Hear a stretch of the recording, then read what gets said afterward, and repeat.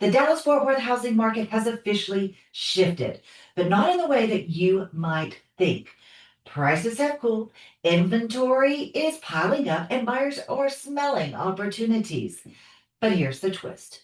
We could have one of the busiest falls that we've seen in years, despite the slip in prices. Now, in this August update, I'm going to break down exactly what is really going on, what the headlines are not telling you, and how you as a buyer or you as a seller can win even in this market today before it flips again. So, with that being said, here we go. By the way, I am Kallie, the broker and owner over at Ritchey Realty. And if this is your first time tuning in, welcome, welcome. Please make sure that while you're here, you are liking and subscribing so that you can be on the upbeat with all of the content that we are putting out, which we love to do because we want to make you the very best of the best when it comes to buying, selling, or investing. Now, in this report for August, we're going to really focus on the Alliance Corridor of the Metroplex. And our other reports will cover different areas, so make sure you're tuning in. Now, for Alliance, let's take a look at the median sales price year to date. Where are we at?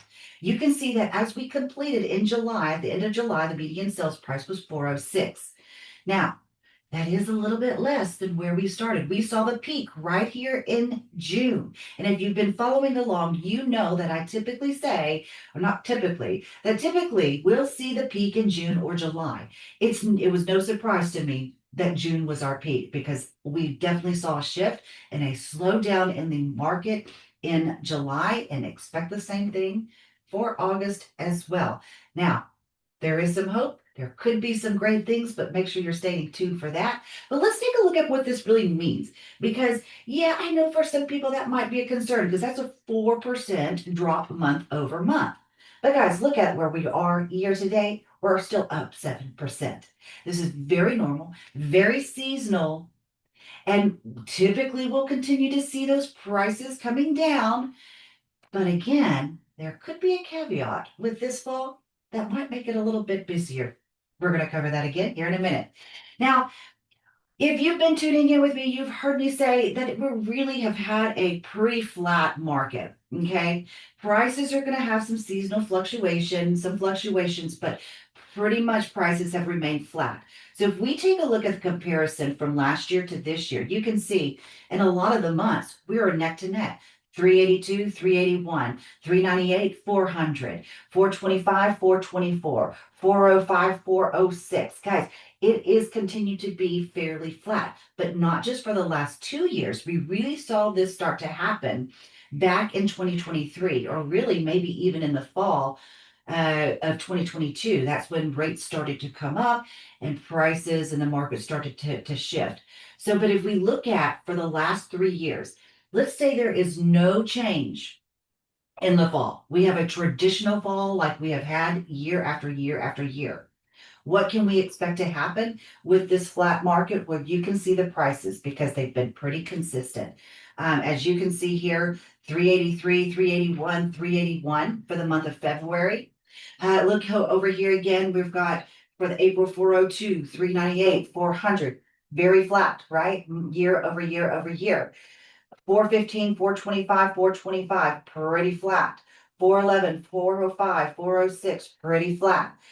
385, 395, 392, 395. Guys, do you get what I'm trying to say? It's pretty flat. So if we have no change in the market, this is going to be kind of my prediction of what we're going to see prices. They're going to remain fairly flat. But let's hope that some things could change. That would benefit both you as a buyer and both as a seller. Speaking of sellers, though, hey, pricing your home, and I said this in last month's report, pricing your home, the pricing it correctly is so critical in today's market. And let's talk a little bit about this. And I mentioned this last month. I'm going to mention it again here because I still feel like it's something that we need to have these conversations with our sellers. If you're a realtor, make sure that you are talking with your clients about this as well. This is crazy. 8 in 10 potential home sellers think that they will get their asking price or more. 8 out of 10. And that's a reality. I'm feeling it. My colleagues are feeling it. What is even crazier is that 35% of home sellers think that they will get more than their asking price. And 46% think they will at least get their asking price. That is not happening. Can I just say that it is not happening? That's 81% of home sellers think that they're going to get their asking price, if not more. Let me show you what is really happening. This is the truth. This is the data straight from our MLS. I'm not making this one up. This is our sales price to list price ratio. On the dark blue, we've got the list price. On the light blue, we've got the actual sales price, okay? Now, as you can see here, in January, a 10% difference from list price to sales price, 9%, 6%, 7%, 8%. Now, we did do a little bit better here in June and July, but again, those are typically our peak. That's our peak season. So we're going to see those numbers kind of become a little closer. But after we're done with peak season, guys, guess what August might have unfold for us? If things don't change with other things in the environment, which we'll talk about here, we can kind of predict that if we continue down this pattern, we're going to see anywhere from 6 to 10% difference in list price to sales price ratio. That is a large difference. This data right here highly indicates that for those 81% of persons that are looking to sell their house that think that they're going to get at least their asking price or more, 81%, look at that data right there. It doesn't match up. In a typical market before COVID, in a typical market, what we have typically seen is anywhere from 3 to 5% of our asking price. Really, 3% is really kind of the average of what we're seeing. This is 3 times, and some 3 times more than what the average is from our sales price to list price ratio. Wanted to throw that out there because I think we've got to start setting the expectations for when we're listing our home. And the reason why I say it's so critical is because you just don't want to be left behind the curve. I tell my sellers all the time, if you're listing up here 10% more than what we actually think it's going to sell for, guess what? Your house is sitting on the market longer. Guess what? You're helping the other home down the road sell their house. And now you're chasing the tail of the market. Think about that one. All right, let's talk about the new listings and versus the number of sales. That is the comparison that we're seeing right now. Because if you've been in the market, if you're a buyer or a seller, you've noticed that homes are sitting on the market. Maybe you're a freaking neighbor and you're going, "What's wrong with my neighbor's house? Why is it still on the market?" Well, here's what's happening. All right, in the dark blue, we have our new listings. Light blue, we have the actual sales. Last year, if we took a look at it, last year there were just year to date. So from January to where we are today, 1889 homes, new listings hit the market and 1293 sold. Okay, so there's the gap, right? When we were in COVID, it was like neck to neck. Maybe there was even more sales than homes that were hitting the market. Now, this year, we had even more homes. 1920 homes hit the market, new listings, and 1170, even less sales than what we had year to date from last year. Okay, this is going from January to July. All right. So what is that going to mean? Okay, we have 20% more homes year over year that are lingering on the market because we're continuing to have more listings and continuing to have less sales. As long as that continues, what do you think is going to push out? How is that going to affect our inventory and our days on market? It's going to keep them up. So take a look at this. This is for, here we are year to date, our month supply of inventory. We see 4 months, 3 months, 3 months, pull that all the way down to 4. Our median days on market, we're looking somewhere between 30 to 40, even 50 days on market. That is because the more listings that we have and the less sales is pushing our inventory up and increasing our median days on market. Now, if you've been following me along, you know that we're really not even into technically a buyer's market until we're 6 to 7 months of inventory. So what does it look like? And this is the interesting thing. If we go back again to 2023, look at what started to happen. We saw a lot of 2 month supply of inventory. Hey, when we were COVID, we were like 2 weeks supply of inventory, but we saw more twos and threes than we saw anything else. Then last year we saw three more threes with some more fours pushing in.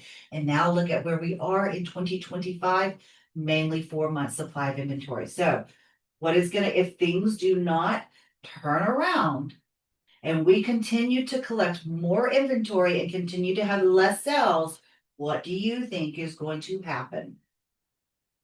Do you think come 2026 we can start seeing 5 months supply of inventory? You see the pattern? Well, it's all going to depend on what happens with rates. So now, before we go into rates, okay, I want to share with you this because this is really very, very interesting.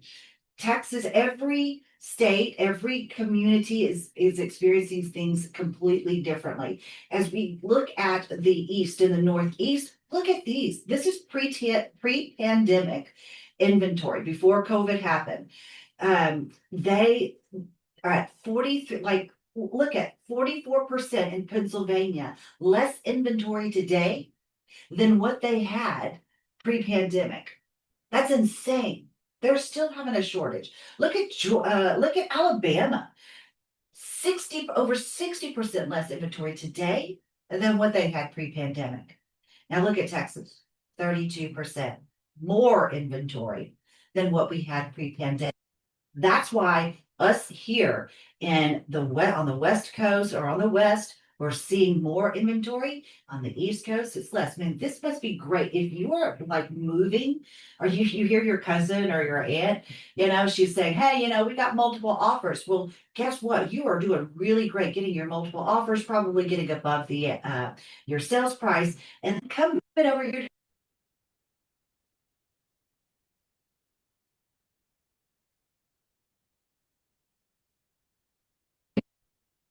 See that in the metropolitan areas. And, us in Dallas and Fort Worth, we're feeling it, right? But Austin is really full. My friends over in Austin, they're really hurting over there. Look at this.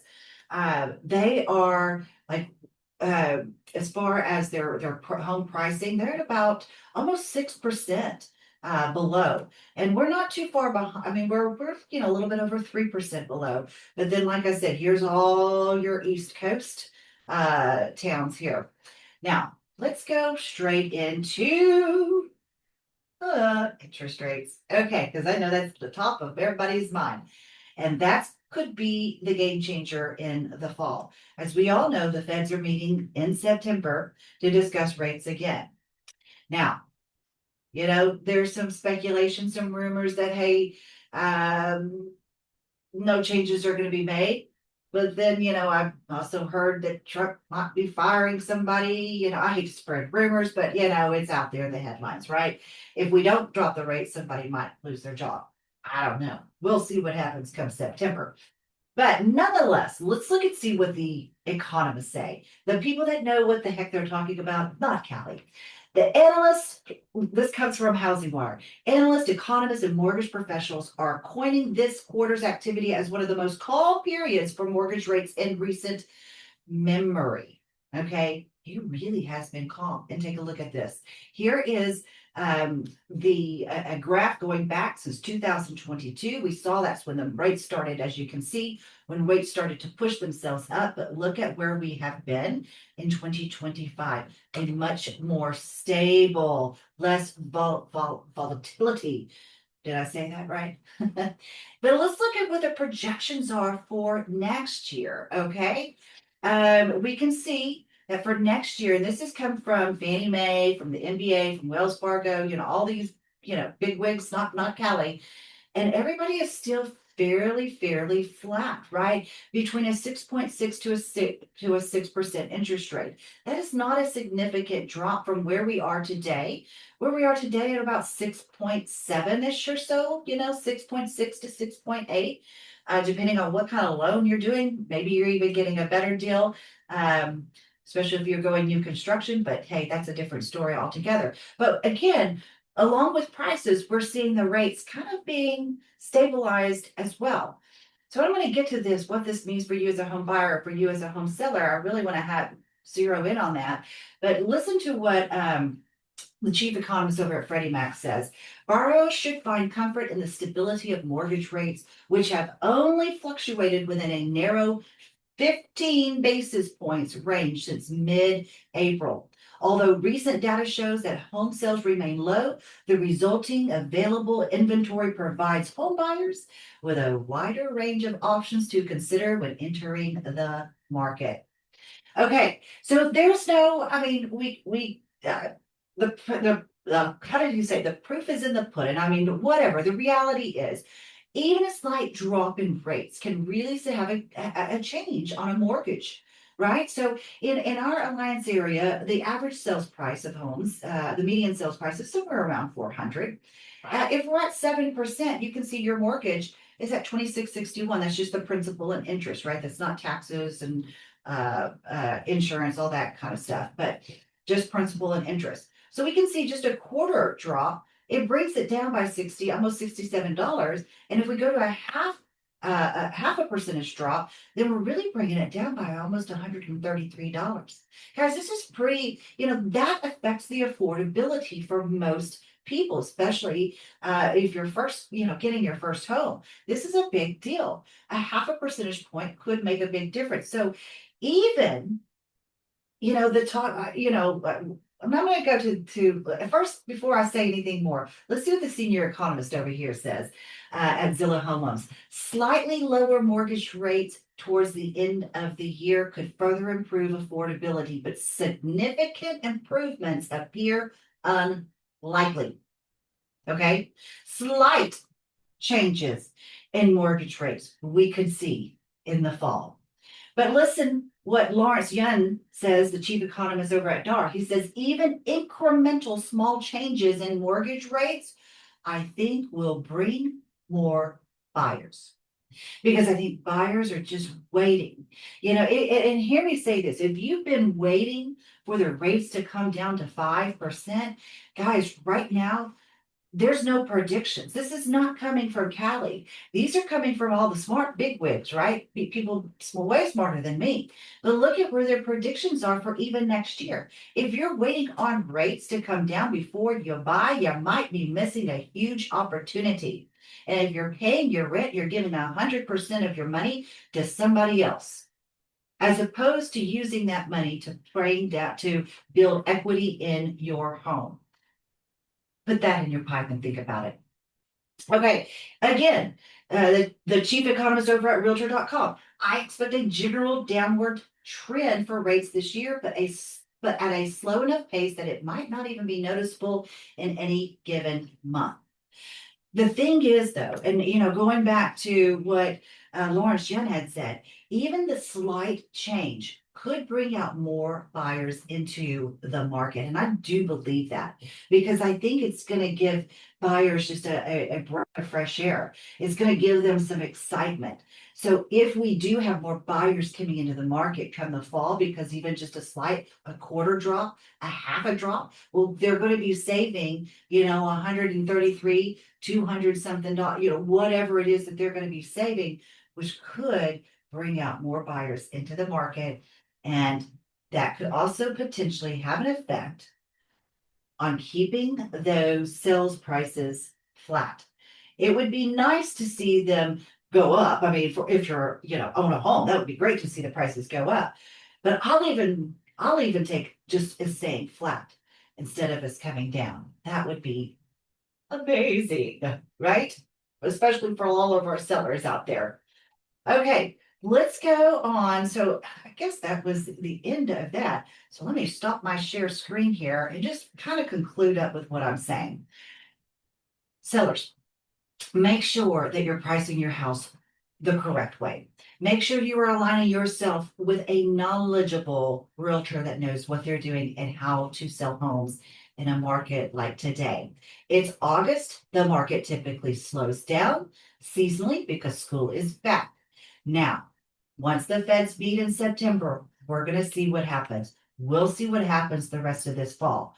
But if you are thinking about selling your home, and I hear this from my sellers, just like my buyers that say, I'm going to wait till the rates drop. Well, you might be waiting for, if you're waiting for them to get down to 5, you might be waiting for a while. And again, do you want to just keep throwing your money away to rent and let somebody else build more equity into what, help somebody else build equity, or do you want to do it yourself? Sellers, if you are thinking about selling, but you're waiting until prices start going up, do I need to go back and show you those graphs about how flat we are? Think about that. If your goal is to get to your grandbabies in another state, or to go buy that new upgrade your home or downgrade, whatever the case is, go ahead and do it, because I just don't see things changing significantly anytime in the near future. So, for more information, make sure you're catching this report again next month. I don't know, maybe things could change. We'll see, but you won't know unless you join us in our September report. Until then, be safe, stay cool, and have a great August and a great back to school for those of you going back to school. Take care.